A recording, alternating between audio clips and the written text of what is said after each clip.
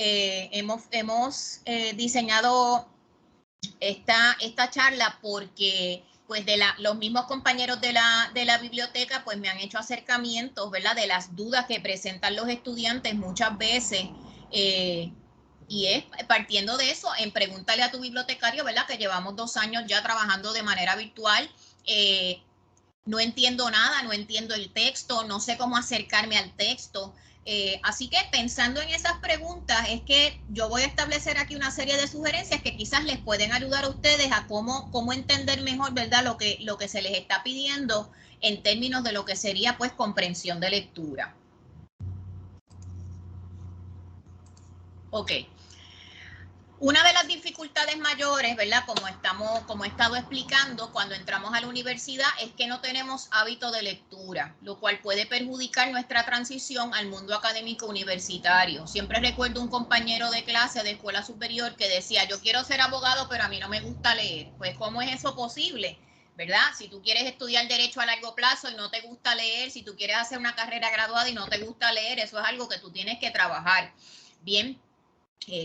Y a veces los jóvenes, y eso es algo que nosotros tenemos que trabajar mucho los profesores de español, al igual que materias en las que se lee en español, a veces los muchachos están acostumbrados a leer en inglés y si han leído Harry Potter y si han leído Lord of the Rings, si han leído Twilight, pero en español no leen. Y ese es otro reto que tenemos también nosotros los profesores que trabajamos en español, ¿verdad? Cuyos textos son en español en la clase y que a los muchachos pues también les cuesta leer. Dice Ramírez Mazariegos, el hábito de la lectura en pleno siglo XXI es una competencia que pocas personas desarrollan o mantienen. Sin embargo, hoy es más importante que nunca. Si bien es cierto que áreas, por ejemplo, como administración de empresas, administración de hoteles y restaurantes, ciencias naturales, son áreas, ¿verdad?, que tienen muchos libros y muchos textos que trabajan en inglés. También es cierto que otras materias que nosotros ofrecemos como justicia criminal, psicología forense, ley y sociedad, ¿verdad?, son bachilleratos en los que trabajan generalmente en español. Y hay lecturas que son cortas, hay lecturas que son más extensas, hay lecturas que son cortas pero son densas, son complejas, hay lecturas más largas.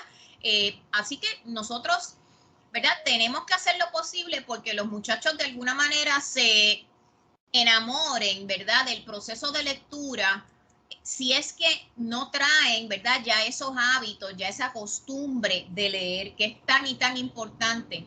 Yo siempre pienso que el estudiante que está acostumbrado a leer tiene la mitad del camino adelantado ya dentro de sus estudios universitarios. Un muchacho que no lee es bien difícil y se le hace más cuesta arriba, ¿no?, adentrarse en el mundo de la universidad. Un estudiante que lee ya tiene la mitad del camino adelantado.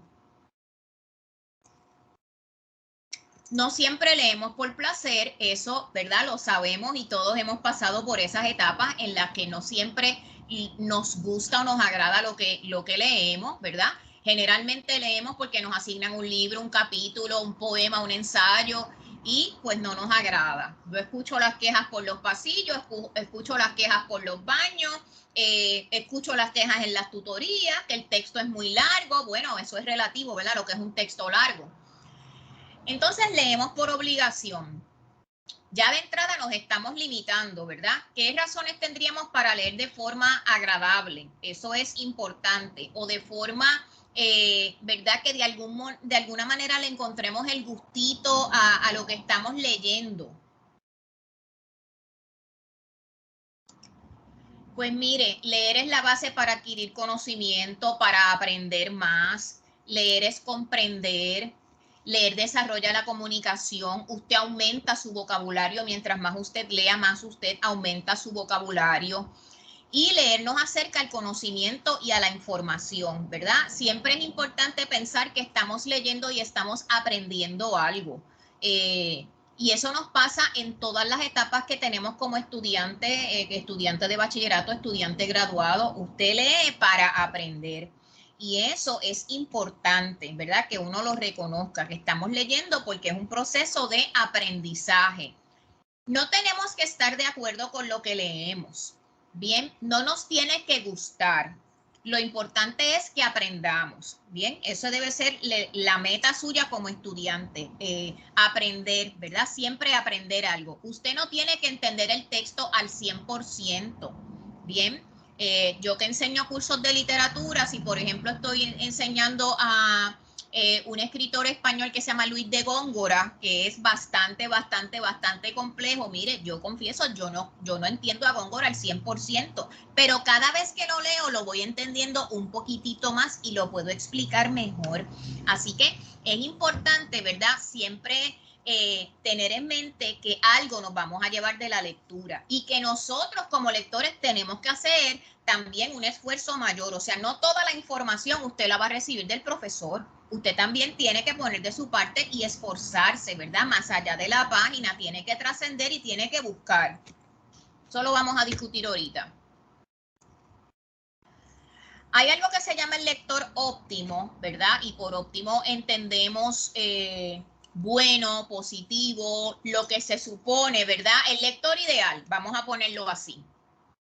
Para poder redactar, para poder escribir, ¿verdad? Sobre lo que usted leyó, el lector debe poseer ciertas características. Es el que tiene competencia lingüística relacionada con el tema, es decir, usted conoce un poco sobre el tema, debe tener conocimiento o buscarlo acerca del tema. En otras palabras, un lector que interactúa con el texto y puede comprenderlo. Bien, por eso es que les digo que también nosotros tenemos que poner de nuestra parte como lectores, bien, y tenemos que trascender el texto. Eso es bien importante. Hay una serie de consejos o sugerencias que yo les voy a dar de cómo ustedes pueden entender mejor un texto y convertirse en lectores óptimos. Los textos siempre nos van a surgir preguntas sobre ello y eso es normal dentro del proceso de lectura. O sea, usted no se sienta mal si usted no entendió de primera intención, bien, porque eso nos pasa a todos. No siempre vamos a entender lo que leemos. Pero entonces, de ahí, ¿qué es lo que tenemos que hacer?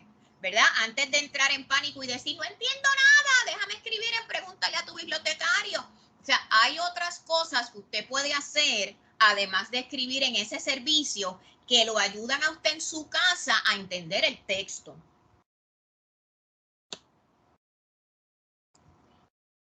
Entonces, ¿qué es esto de comprensión lectora? ¿Verdad? Que es el tema de nuestro webinar. La comprensión es la aptitud para alcanzar un entendimiento de las cosas. Se conoce como comprensión lectora el desarrollo de significados mediante la adquisición de las ideas más importantes de un texto y la posibilidad de establecer vínculos entre estas y otras ideas adquiridas con anterioridad. Es decir, usted ya trae algunas ideas. Lo que pasa es que a veces ni lo sabe, no se da cuenta que las tiene, porque usted tuvo 12 años en la escuela, algo tiene que haber aprendido allí, ¿verdad? Entonces eso usted de alguna manera lo va a entrelazar con lo nuevo que está aprendiendo. Así que ese no sé nada o no entiendo nada nunca es cierto, porque ya usted trae 12 años de la escuela, ¿verdad? Y si bien es cierto que nosotros en la universidad vamos a aprender un material nuevo y diferente, también es cierto que usted tiene un trasfondo de 12 años. Y eso le va a ayudar también a entender esas nuevas ideas que usted está aprendiendo.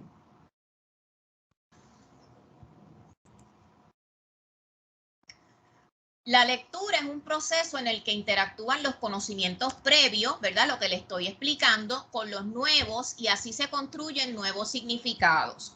Por ejemplo, si usted vio la serie de Amazon Prime, El Cid, bien, que es con uno de los protagonistas de La Casa de Papel, y usted luego le asignaron a leer El Cantar del Mío Cid en el curso de literatura española, y usted vio la película, la serie, pues ya usted tiene una idea previa de ese personaje, ¿verdad? Que no es igual al del Cantar, no es igual al personaje literario, pero ya usted tiene un referente, que es la expresión correcta, ¿verdad? Cuando tenemos una idea previa.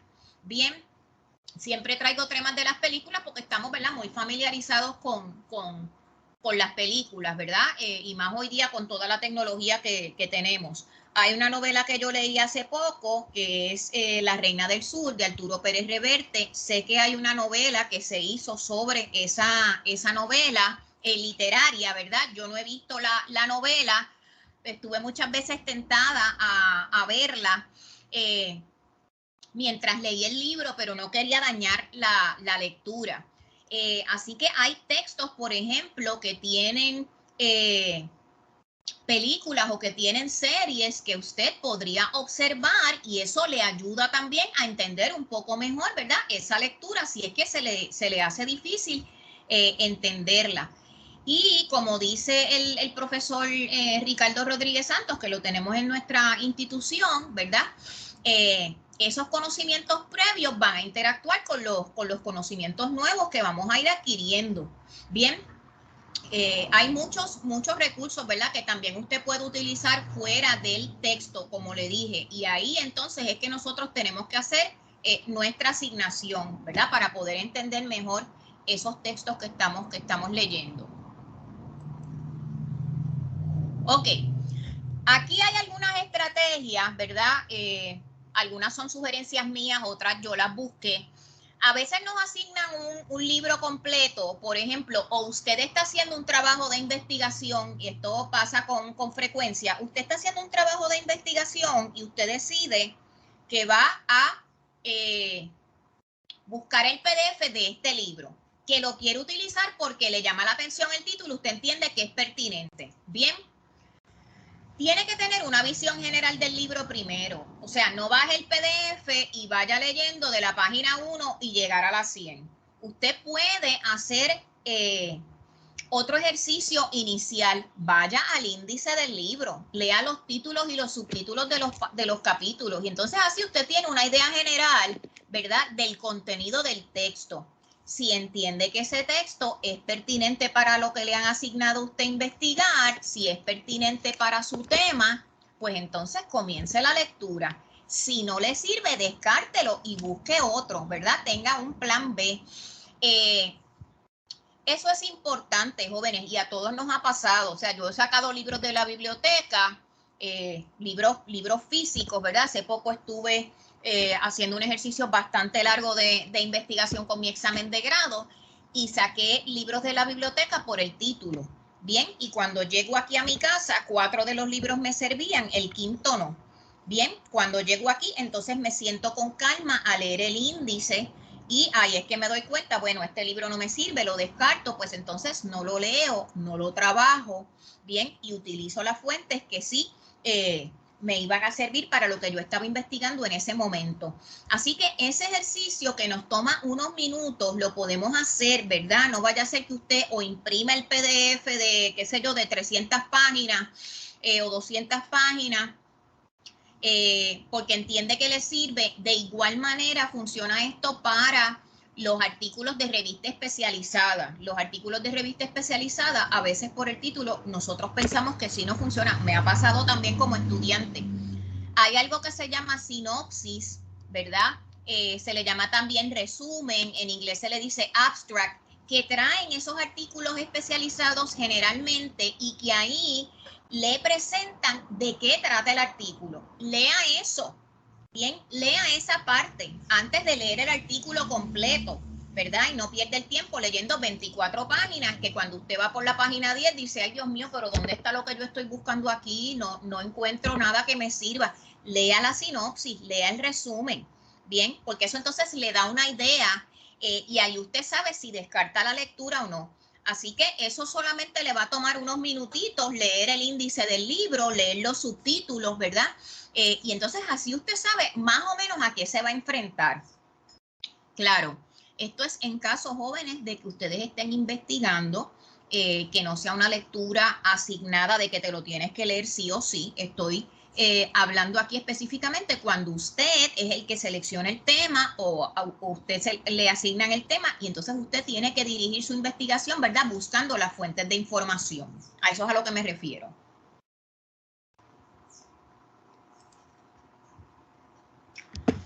Otra estrategia, puede hacer preguntas clave y esto para mí es fundamental cuando usted está, por ejemplo, redactando una reseña de un artículo de revista especializada, reseña de una película, reseña de un evento al que usted asistió.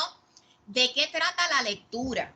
¿Verdad? Esa es una pregunta fundamental y siempre les digo, piensen como si ustedes estuvieran contándole la lectura a su mamá, piensen como si estuvieran contándole la película a un amigo, ¿verdad? ¿Cuál es la pregunta fundamental? ¿De qué trata? Bien, esa es la pregunta básica que usted se tiene que hacer. ¿Cuál cree usted que es la idea central, verdad, de ese texto? Que es algo que da mucho trabajo y que nosotros vamos a comentar en breve. ¿Qué otras ideas están presentes en el texto, verdad? Y estas son preguntas que pueden servir para un análisis literario, como que se las pueden hacer en una clase de sociales, en una clase de humanidades, en una clase de administración, ¿verdad? Son preguntas básicas que nos sirven para cualquier clase, ¿verdad? Para cualquier materia. ¿Cuál es la idea central de ese texto? Entonces, a veces esto les da mucho trabajo también, identificar cuál es la idea central. Y la idea central es el contenido más importante, ¿verdad? Ya sea de un párrafo, de un capítulo, de un libro. Y sin esa idea, la obra no se entendería. Bien, la obra estaría incompleta. Hay que leer cada párrafo, sección o capítulo del documento que se tiene que analizar y hacerse preguntas como las siguientes. ¿Qué dice? ¿Cómo encaja lo que se expresa con el resto de lo que está leyendo? ¿Cuán importante es esta información en relación a los otros párrafos? ¿Verdad? Si yo quito esta información, ¿el documento se sostiene? ¿El documento se entiende? Bien, todo eso es lo que nos debemos fijar. Por ejemplo, si hay una palabra importante que se repite a lo largo del documento, ¿verdad? Palabra o frase, palabra o idea, pues eso nosotros lo podemos ir identificando también, ¿verdad? Como parte de lo que es la idea central de un documento.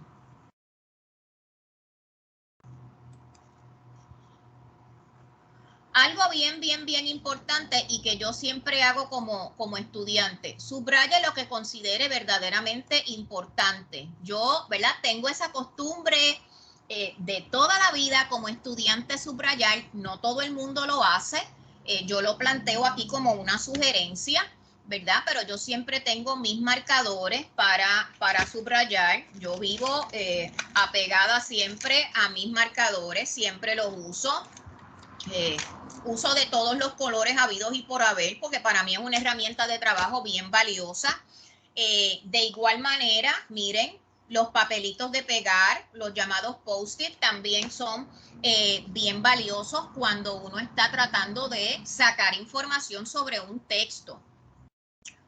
Anote todas las ideas que se obtienen de cada párrafo o sección, escriba una frase o una oración. A veces los estudiantes se me quejan en las tutorías, Judy, pero es que eso es mucho trabajo.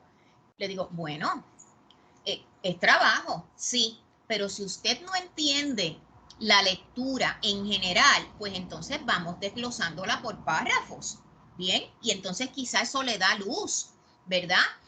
Una palabra clave de ese párrafo puede ser una frase o una oración, ¿verdad? Que usted pueda ir sacando poco a poco, desglosando párrafo por párrafo, si es que la lectura resulta muy compleja para usted.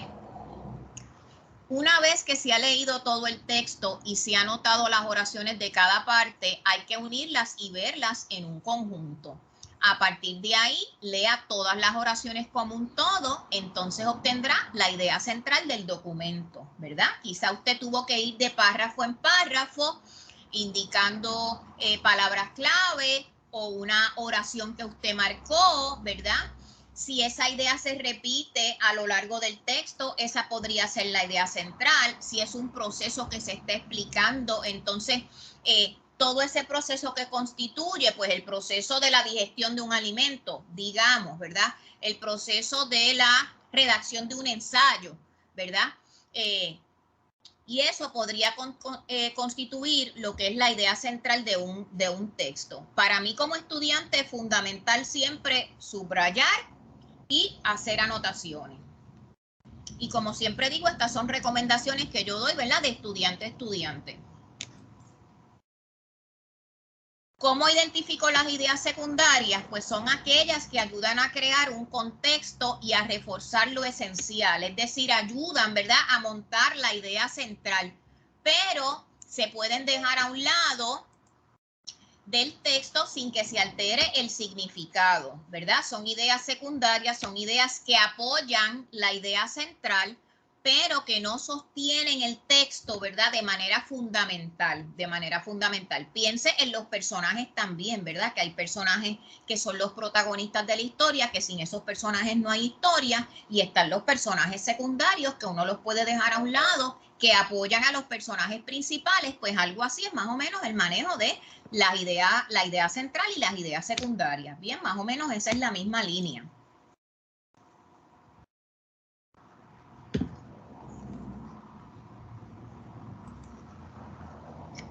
Otras estrategias, ¿verdad? Otras sugerencias. Para hacer un buen análisis hay que tener datos externos que no encontramos en el texto. Y ciertamente eso es así, como les dije, a veces los profesores pecamos de pensar que usted conoce unas cosas, que usted tiene unos referentes, quizás algunos los tienen, quizás otros no. Bien, y esos datos externos, ¿verdad?, son los que nos tocan a nosotros como estudiantes. A veces los profesores los asignan, les pueden asignar tareas como buscar la biografía del autor, ¿verdad? Pero si no se lo piden, mi sugerencia es que usted la busque, ¿verdad? Si está leyendo literatura, por ejemplo, busque un esquema básico de análisis literario, que hay muchísimos en internet. Algunas veces usted ha practicado ya ese análisis desde la escuela, cuando hablamos de que si el título es literal o simbólico, pues mixto. Cómo tú estableces los temas, cómo estableces los personajes, en qué contexto se da la historia, en tiempo, espacio, lenguaje literario, figuras retóricas que se utilicen. Pero si usted no está familiarizado con eso, puede buscar un esquema de análisis literario básico, que hay muchos en la red.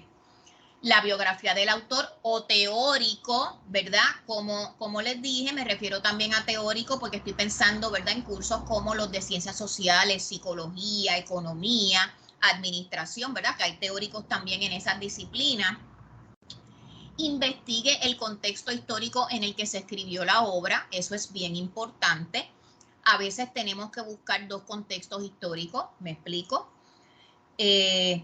Puede que sea un autor del siglo XX y que sea una novela que se desarrolla en el siglo XVII, por ejemplo, ¿verdad? Estoy pensando en el siglo de las luces de siglo XVIII, el siglo de las luces de, ay Dios mío, se me acaba de olvidar el nombre del escritor cubano, Padre Santo. Se me fue el nombre del escritor. Pero eso se da, ¿verdad? Escritores del siglo XX, Alejo Carpentier, escritores del siglo XX que escriben sobre otro siglo. Pues entonces tenemos que buscar mínimamente, jóvenes, mínimamente, porque vamos a saber que Alejo Carpentier es siglo XX cuando investiguemos la biografía del autor. Pero ¿qué pasó en el siglo de las luces? ¿Qué pasó en el siglo XVIII? Bien, la Revolución Francesa, que es donde se da el periodo de la Ilustración, que es el contexto en el que se da la novela. Eso nosotros también lo tenemos que investigar, ¿verdad? Si fuera el caso de que el texto, ¿verdad?, no corresponde a la época en la que nosotros pues estamos viviendo. Así que fíjense, o sea, hay trabajo, bien, hay trabajo. Y ese no entiendo nada, tampoco se puede circunscribir a que usted vaya al servicio de pregúntele a su bibliotecario y que el bibliotecario le provea toda la información. Quizás el bibliotecario le puede decir, mira, están estos enlaces, ¿verdad? Sobre la biografía de Alejo Carpentier, tú puedes buscar aquí. Están estos enlaces sobre el siglo XVIII, la Revolución Francesa, tú puedes buscar acá. Bien, lo puede orientar en esa dirección, ¿verdad? Pero el trabajo es suyo. Usted es el que tiene que hacer ese trabajo. Y la 6, y esa es muy mía, usa el diccionario siempre. Fíjese que lo escribí todas en mayúsculas siempre, ¿verdad? El diccionario es un gran aliado, es un gran amigo de todos nosotros como estudiantes, de todos nosotros como académicos, de todos nosotros como universitarios, ¿verdad? Es nuestro deber que si usted no entiende una palabra, usted debe buscar el significado. Bien, a veces estamos trabajando con lo que llamaríamos tecnicismos, ¿verdad? Vocabulario que tiene que ver con nuestra área de estudio, la que sea. Bien, y a medida que va avanzando el curso, usted va aprendiendo esos tecnicismos, ese vocabulario nuevo, y qué bueno, porque entonces se va nutriendo, ¿no?, de su área de estudio. Pero a veces también trabajamos con lecturas que tenemos que buscar por nuestra cuenta, ¿verdad? El significado de las palabras para poder manejar y poder entender. Bien, eso es bien importante. Según como les hablé ahorita y les dije, miren, vayan al índice del libro para que no pierdan tiempo, lean los títulos, los subtítulos, aprovechen el texto si es pertinente, descártenlo si no lo es. Bien. Sobre el manejo del vocabulario, también debo señalar que si usted está leyendo, ¿verdad?, un texto que no es asignado, sino que usted lo seleccionó para un trabajo de investigación y es un artículo de revista de su área de especialidad, bien, educación, digamos, y han pasado 3, 4 páginas del artículo y usted no lo entiende y usted va a utilizar ese artículo, por ejemplo, para hacer una reseña, mire, descártelo. Y eso nos ha pasado a todos, bien, en cualquier nivel, compañero, a nivel de bachillerato, a nivel de maestría y a nivel de doctorado. Si usted no entiende la lectura, usted no la puede reseñar. Bien, tiene que buscar un plan B, tiene que buscar una lectura que usted pueda manejar, porque si la tiene que reseñar, la tiene que resumir. Entonces no puede trabajar con materiales que usted no entienda. Una cosa es que usted no conozca 2 o 3 palabras, ¿verdad? Que eso puede suceder, a que usted no comprenda el documento. Si es una lectura asignada, tiene que hablar con el profesor, ¿verdad? Y hacerle el acercamiento y decirle, mire, profesor, honestamente, yo no, ¿verdad?, no entiendo. Y ahí entonces, pues usted le pregunta al profesor, puede buscar ayuda en las tutorías también, ¿verdad? Pero tiene que hacerle claro también al profesor, mire, esa lectura, ¿verdad?, yo no la entiendo.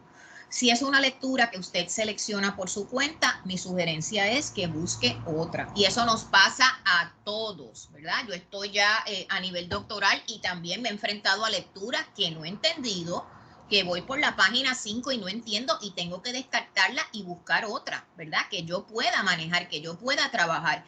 Estas lecturas generalmente son o para una reseña o para usted hacer un informe oral. Entonces, imagínese usted parado al frente o aquí en pantalla tratando de explicarle algo a los compañeros que usted no puede manejar, que usted no entiende. No le va a quedar bien la explicación, ¿bien? No le va a quedar bien el informe oral. Por lo tanto, la alternativa es que usted busque un texto que usted pueda manejar, ¿bien? Como un estudiante de bachillerato. Bien importante la 6, usa el diccionario siempre. Mi generación tenía que cargar con el diccionario debajo del brazo. Mire, usted no, usted lo busca aquí y se acabó el problema. Bien, así que no sea vago, escriba la palabra y busque el significado. Bien, y anótelo para que no se le olvide y no tenga que volverlo a buscar. Bien, eso es bien importante, jóvenes, el uso del diccionario. Muy bien. ¿Cuáles serían, verdad? Recapitulando un poco lo que hemos hablado en la mañana de hoy, ¿verdad? A modo de resumen, esas estrategias. Vuelva a leer el texto, ¿bien? Vuelva a leerlo, ¿bien? Muchas veces con una segunda vuelta lo entendemos un poco más, podemos profundizar un poco más. Esto le funciona a algunas personas, lo mencionó también, ¿verdad? Lea habitualmente en silencio, pero también puede leer en voz alta si es necesario, ¿verdad? Eso también a veces ayuda en la comprensión lectora, ¿bien?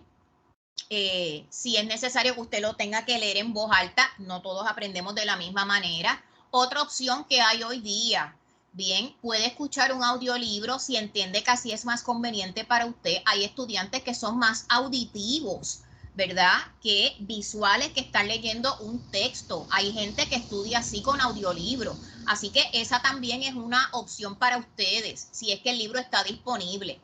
Use su conocimiento previo. El ejemplo que les di del Cid, ¿verdad? Si usted vio, por ejemplo, la serie, si vio la película, recuerde eso. Busque videos por YouTube que estén vinculados al tema o a la lectura. Eso también le va a ayudar. Lea entre líneas, use las pistas del contexto. No podemos traer un texto, ¿verdad?, que sea de siglos anteriores al siglo XXI. Tenemos que ubicarnos en ese tiempo y espacio del texto, ¿verdad?, de lo que estamos leyendo. Bien, hay lecturas del siglo XX que nos pueden parecer muy contemporáneas. Miren, ya estamos en el siglo XXI, ¿verdad? Y el tiempo se está yendo a la velocidad de la luz. Quizá un texto de 1950 no tiene la misma pertinencia o la misma importancia que tiene ahora en el año 2022. Bien, y 1950 para mi generación quizá no es una época tan lejana, pero mire, lo es. Así que es bien importante, ¿verdad?, ubicarnos en el contexto en el que se desarrolla esa lectura, la mentalidad que tenía el teórico en esa época, en ese momento histórico. No podemos sacarlo de ahí. Bien, piense en voz alta, si es que eso le ayuda. Puede hacer un resumen, ¿verdad?, o un bosquejo, que también hemos dado talleres sobre cómo bosquejar lecturas aquí. Y busque siempre las palabras clave, ¿verdad? Busque siempre las palabras clave, aquellas palabras que se repiten, aquellos planteamientos que se repiten en el documento. Eso también le puede dar luz en su análisis, ¿verdad?, del texto. ¿Alguna duda o pregunta hasta aquí? Antes de que vayamos a una parte práctica. ¿Alguna duda o pregunta, jóvenes? Ok, continuamos.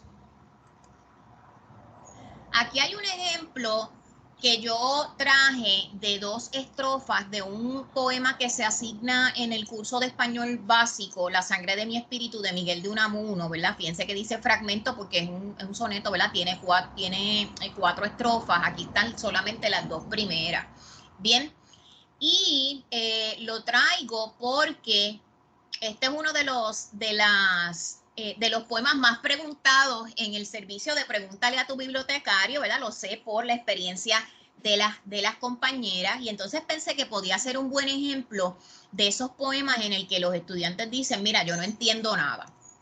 Bien, dice, la sangre de mi espíritu es mi lengua y mi patria es allí donde resuene soberano su verbo, que no amengua su voz por mucho que ambos mundos llene. Ya Séneca la preludió aún no nacida y en su austero latín ella se encierra. Alfonso a Europa dio con ella vida, Colón con ella redobló la tierra. Y aquí solamente hay 2 estrofas, como les dije, faltarían las 2 estrofas finales, solamente un fragmento para ponerlo como ejemplo. Fíjese que se llama La sangre de mi espíritu. Algo bien importante cuando estamos analizando este tipo de texto es tener un conocimiento, aunque sea básico, de figuras del discurso. En este caso, la sangre de mi espíritu, ¿verdad?, es una metáfora. Bien, que se refiere, ¿verdad?, a la importancia que él le da a la lengua española. No es la lengua, el órgano que tenemos en el cuerpo, ¿verdad?, se refiere a la lengua española.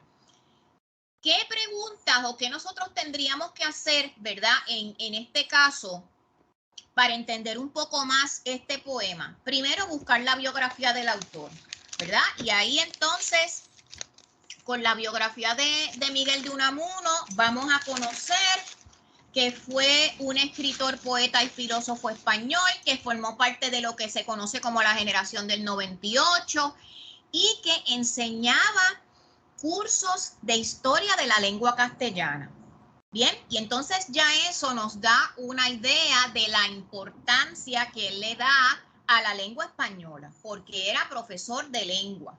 Bien, y esa era una de sus preferencias. Bien, y también porque sabemos que es español, ¿verdad? Y entonces ya ahí sabemos que se está refiriendo también a la lengua de su país, a la lengua de su patria, ¿verdad? Que él lo menciona. La sangre de mi espíritu es mi lengua y mi patria es allí donde resuene soberano su verbo. Así que, ¿verdad?, ya sabemos que se está refiriendo a España. Busque palabras de vocabulario que no conozca, ¿verdad? Por ejemplo, el verbo amenguar, preludiar, austero. Bien, dice que no amengua su voz por mucho que ambos mundos llene. Amenguar significa reducir. Por lo tanto, que no reduce su voz por mucho que ambos mundos llenen, ¿verdad? Que no reduce su voz, pues que no se debilita, ¿verdad? No se achica. Bien, recuerden, ¿verdad? Que la lengua española la hablamos millones y millones y millones y millones de hablantes en el mundo. La palabra preludiar también está presente, ¿verdad? El verbo preludiar. Ya Séneca la preludió aún no nacida, y entonces aquí preludiar significa anunciar, ¿verdad? Ya Séneca la anunció antes de que naciera, ¿verdad? La lengua española. Ya Séneca la inició, la anunció. Y el adjetivo austero, ¿verdad? Y en su austero latín ella se encierra. Y austero quiere decir severo, riguroso, ¿verdad? Refiriéndose a que el latín era una lengua muy rigurosa, bien, muy rigurosa. Así que el hecho de buscar estas palabras de vocabulario nos facilita el entendimiento del poema. Bien, usted no puede decir no entiendo nada si ni siquiera se ha tomado la iniciativa de buscar esas palabras de vocabulario que usted no conoce. Bien. ¿En qué también nos tenemos que fijar? Verifique si tiene alusiones o referencias históricas, literarias, geográficas, cronológicas. Aquí hay una serie de nombres que se mencionan. Séneca, Alfonso, Colón, ¿verdad? Se menciona Europa, se menciona el planeta Tierra. Pues entonces a esas referencias también tenemos que buscarlas, porque si usted no sabe quién es Séneca, pues lo tiene que buscar. No es que usted se va a leer 3, 4, 5 páginas sobre Séneca. Está bien, usted no va a ser especialista en Séneca, pero mínimamente, ¿qué debe saber? Fue un importante filósofo hispano-romano y uno de los mejores oradores del imperio. El hecho de que fuera orador, ¿verdad? De que ofreciera discursos, ya usted sabe que tenía un manejo del latín, ¿verdad? Extraordinario. Y que del latín surgen las lenguas romances, entre ellas la lengua española, ¿verdad? Menciona Alfonso, no dice Alfonso X, ¿verdad? Porque no dice exactamente Alfonso X, dice Alfonso a Europa dio con ella vida, bien, y quizá usted, ¿verdad? Que desconoce quién era Alfonso X, pues escribe nada más que Alfonso.